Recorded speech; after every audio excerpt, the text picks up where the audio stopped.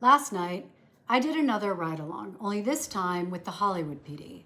I was out until around midnight, and I want to share a few things that really stood out.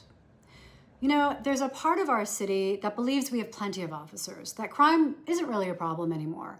Well, these ride-alongs tell a very different story. If you remember or saw the last post I did documenting my ride-along with the Olympic Division, you'll remember that within minutes of me getting in the sergeant's car, we responded to a 911 call involving MS-13 activity near Vermont and 7th inside a cluster of encampments identified as hangouts for the gang. Last night in Hollywood, we had a similar thing. Within minutes, a call. 3 shots fired in Runyon Canyon. Lights on, sirens out. The 911 call came from a witness, a young man in sweatpants in his 30s hiking, who saw another man, possibly unhoused, around the same age, bundled in layers of clothing near the bottom of Runyon, close to where the restrooms are near Franklin. He was about 10 feet away, the person reporting, when he saw a gun barrel. So he quickly turned to walk back up the hill. It's pitch black. And then moments later, he heard 3 shots. Probably 10 feet away from him. He called 911 immediately. And when we arrived, we found shell casings, no blood. The shooter had fled, likely into the hills. The officers said it's possible he was in crisis, or though maybe he saw something that wasn't there. We'll never know until they catch the shooter. Either way, there are known encampments, according to LAPD, at the top of Runyon, and stolen weapons have been recovered in those tents.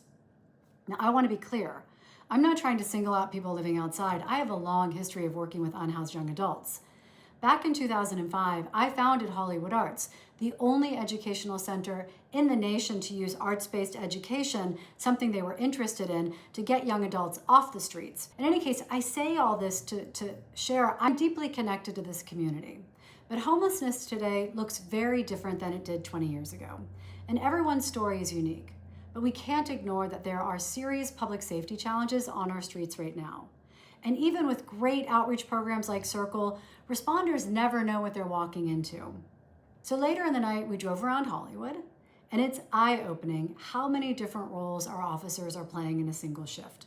At one point, a bouncer flagged us down outside a club. He had a belligerent, angry patron who'd been kicked out but refused to leave.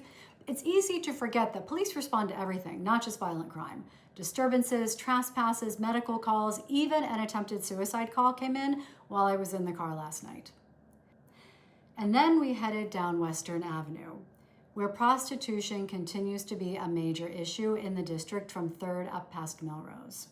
And interestingly, reporter Matthew Seedorf posted something this morning. The sergeant pointed out where Pimps park, near the laundromat at Oakwood, right across the street from my longtime Korean tailor Sue, now maybe 70, she's become a good friend. The sergeant explained how it's become much harder to enforce laws around prostitution and sex trafficking since the state repealed the loitering statute. So now law enforcement can no longer detain someone simply for loitering with the intent to solicit sex. Officers are now having to take on riskier, more targeted operations. LAPD's Vice Unit will sometimes send in undercover officers to pose as customers to catch the young women selling sex. Or sometimes they'll send in female officers to see if a pimp will approach and try to recruit them to work. And when it involves minors, they'll do everything they can to get that young girl off the street safely.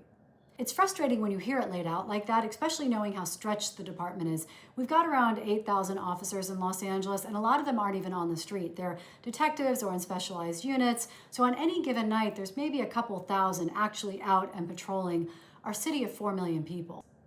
Do you remember that show, Undercover Boss? I used to love that show because it showed leaders stepping directly into the work of their teams. And as an entrepreneur, I've built companies and I've done basically every job inside them. Run mini warehouses, done our bookkeeping, managed our financial raises, our marketing, our customer service.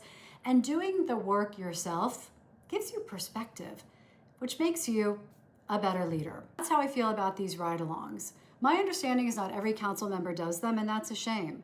If you want to truly understand what someone's up against, whether that's an LAPD officer on patrol, a sanitation worker, or a small business owner trying to keep their lights on, you have to spend a day in their shoes. Riding with the Hollywood Division last night reminded me of that, as it did when I rode with Olympic. You cannot know what these nights are like unless you're sitting in that car. seeing what they see, hearing what they hear.